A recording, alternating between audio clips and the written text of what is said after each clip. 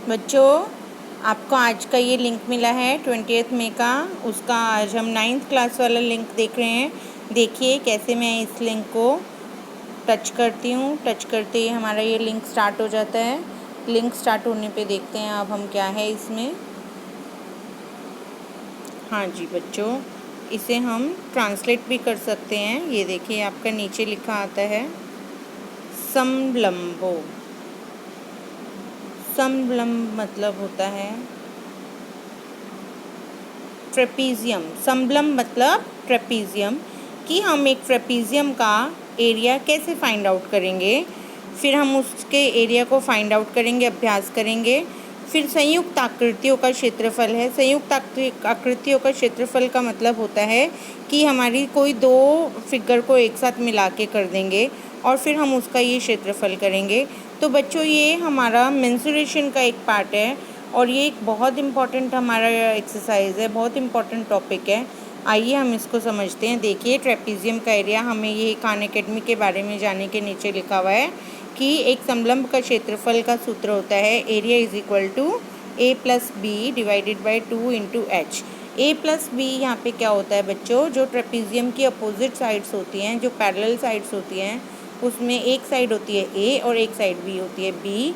और जो ट्रेपीजियम की नॉन पैरेलल साइड्स होती हैं बच्चों, जो वो ट्रायंगल की फॉर्म में बनी हुई हैं, हाइपोटेनस की फॉर्म में बनी हुई हैं, उनको जब हम स्ट्रेट लाइन से खींचते हैं वो होती है उसकी एच यानी हाइट।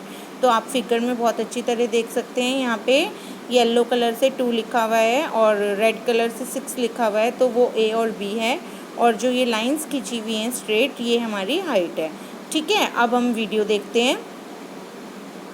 हमारा 5 मिनट का ये वीडियो है। 4 भुजाओं वाला एक आकार दिया गया है और किसी भी 4 भुजाओं वाले आकार को हम चतुर्भुज कहते हैं। चतुर्भुज। इस चतुर्भुज की ये 2 भुजाएं समांतर हैं और इस तरह के चतुर्भुज को परिभाषा के अनुसार ट्रेपेजॉइड यानी समलंब कहते हैं।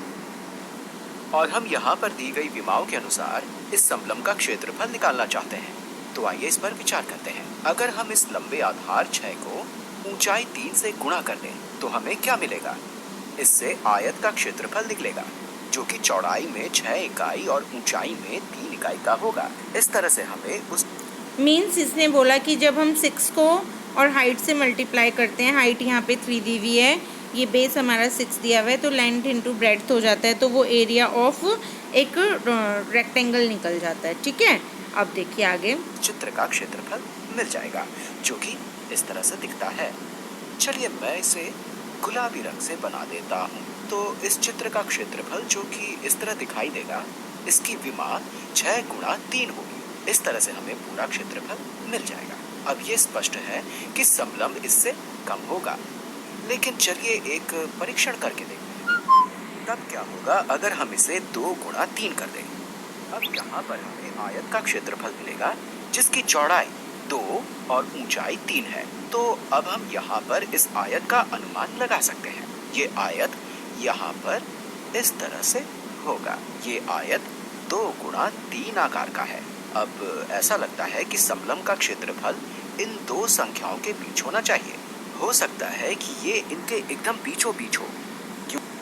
देखिए बच्चों, यहाँ पे इसने 2/3 का एक रेक्टेंगल बनाया है और एक 6/3 का रेक्टेंगल बनाया है। तो जो हमारा ट्रेपीजियम है, समलंब है, उसका क्षेत्रफल 6/3 से कम होगा और 2/3 से ज़्यादा होगा। तो यानी हमारा इन दोनों के बीच में लाई करेगा, वो ये बताना चाह रहा है आपको कि जब आप 2 आयत के क्षेत्रफल के बीच का अंतर देखते हैं, आगे बताने से पहले मैं इसे रंग कर देता हूँ। तो इस क्षेत्रफल का अंतर यहाँ पर बाईं ओर इस तरह से होना चाहिए जैसा कि दिखाई दे रहा है, और दाईं ओर क्षेत्रफल का अंतर इस तरह से होगा। यहाँ अगर हम समलंब पर ध्यान दें तो आपको दिखाई देगा कि अगर हम नीले वाले भाग से शुरू करते हैं तो इसके क्षेत्रफल में छोटे वाले आयत और बाईं ओर वाले बड़े आयत, इन दोनों के क्षेत्रफल के अंतर का आधा शामिल है। बाईं ओर बिल्कुल इसका आधा भाग है और इसमें छोटे आयत और दाईं ओर वाले बड़े आयत के क्षेत्रफल के अंतर का आधा भाग शामिल है। इस तरह से ये स्पष्ट है कि इस समलंब का ये पूरा क्षेत्रफल, यहाँ पर दिया गया ये पूरा क्षेत्रफल वास्तव में औसत क्षेत्रफल होना चाहिए। ये छोटे वाले आयत से बड़े वाले आयत की ओर जाते हुए बिल्कुल मध्य में है। तो आइए उन दो संख्याओं का लाभ उठाएं। ये 6 गुणा 3 जमा 2 गुणा 3 के गुणनफल को 2 से भाग करने से होगा। इसलिए जब आप समलंब के क्षेत्रफल के बारे में बात करते हैं तो आप दो आधारों की ओर देखते हैं, दीर्घाधार और लघु आधार। इन दोनों को ऊंचाई से गुणा करके आप इनका औसत निकाल सकते हैं, या आप इसे इस तरह से देख सकते हैं कि ये 6 जमा 2 के समान इस तरह है, और मैं बस यहाँ इनका 3 से गुणनफल निकाल रहा हूँ। 6 जमा 2 गुणा 3 और फिर बटा 2 जो कि बिल्कुल इस तरह से है, और मैं इसे अलग अलग तरह से लिख रहा हूँ। ये सब इस पर विचार करने के अलग अलग तरीके हैं। 6 जमा 2 बटा 2 और फिर उसे 3 से गुणा करें। ऐसा करने पर आपको छोटे वाले और बड़े वाले दोनों आयत का औसत मिल जाएगा। इस तरह से आपको दोनों आधारों को ऊंचाई से गुणा करके औसत निकालना होगा। ये इस तरह भी किया जा सकता है। आइए दोनों आधारों की लंबाई को जोड़कर इसकी ऊंचाई से गुणा करें और फिर 2 से भाग कर दें। या इस तरह भी किया जा सकता है कि हम दोनों आधारों की लंबाई का औसत लें और उसे 3 से गुणा कर दें, और इससे आपको इस पर विचार करने का एक और तरीका मिलता है। अगर आप इन दोनों लंबाइयों का औसत निकालते हैं 6 जमा 2, तो ये आपको इसकी चौड़ाई मिल जाएगी, जो कि कुछ इस तरह दिखाई देगी। चलिए मैं इसे नारंगी रंग से बना देता हूँ। 4 की चौड़ाई कुछ इस तरह दिखाई देगी। 4 की जो चौड़ाई है वो कुछ इस तरह दिखाई देगी, और आप इसे ऊंचाई से गुणा कर रहे हैं। अब यहाँ पर एक आयत बन गया है, जो कि छोटे आयत से बड़े की ओर जाते हुए बिल्कुल आधे रास्ते पर है। ये सभी कथन समान हैं। अब आइए वास्तव में इसकी गणना करते हैं। हम इनमें से कुछ भी कर सकते हैं।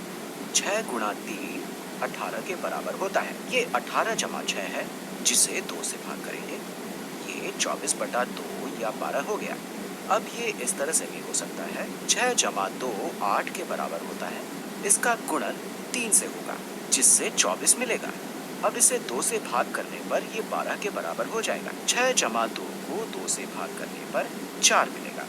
इसे 3 से गुणा करने पर ये 12 के बराबर होगा। किसी भी तरीके से इस समलंब का क्षेत्रफल 12 ही होगा।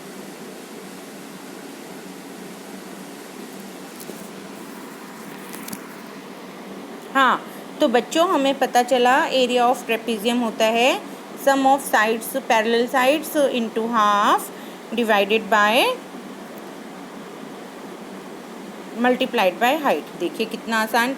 2 और 6 हो गए 8, 8 का आधा हुआ 4, 4 दिया 2 12, 4 दिया 12। कितना आसान आंसर 12। चेक कर लिया। देखिए बहुत बढ़िया। Next question. हाँ जी, ये अब हमारा एक ट्रेपीजियम ऐसे है, ऐसे, ये ऐसे और ऐसे लें तो ये एक ट्रेपीजियम बन जाता है। ये 7 है और ये 6 है और ये 1 है। तो 7 और 6 13, 13 का आधा हो गया 6.5, 6.5 गुना 1 6.5, तो 6.5। तो आंसर आ जाएगा इसका 6.5 वर्ग सेंटीमीटर लिखा ही है। देखिए कितना आसान। अब 4 जमा 7 11, 11 का आधा 5.5, 5 पंजे 25 और आधा 2.5, 25 और 2 27 और आधा 27.5। देखो कितना आसान। हम मुँह जवानी कर सकते हैं इन क्वेश्चंस को। तो बहुत ही इजी क्वेश्चंस आपको दिए गए हैं।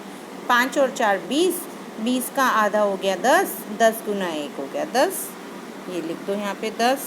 ठीक है। ये तो इसने कहा सही नहीं है। क्यों भाई? 5 और 5 चौका 20, 20 का 5 और 4 9 करना था हमें 9 करना था, तो हमने यहाँ गड़बड़ कर दी। 5 और 4 9, 9 का आधा 4.5। तो हमारा आंसर आएगा बच्चों 4.5। ये लो।